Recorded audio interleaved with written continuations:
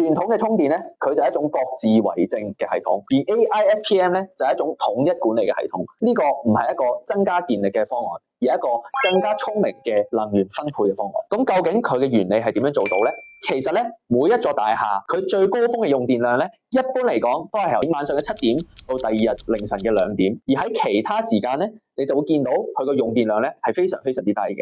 咁所以咧，呢個 AI 嘅 SPM 系統咧就可以自動調節呢個充電嘅速度同埋功率。咁如果喺一啲高峰繁忙嘅時間咧，佢就會令到你嘅充電嘅速度減慢少少，但係一旦你繼續一路插住充住電嘅話，去到凌晨嘅時候咧，佢就可以俾你更加快捷咁樣充電，保證你過夜就叉爆，夜晚翻到屋企即插即充，第二朝一定滿電重新出發。AISPM 嘅系統保證3件事，第一件事，總用電量咧就永遠一定唔會超標。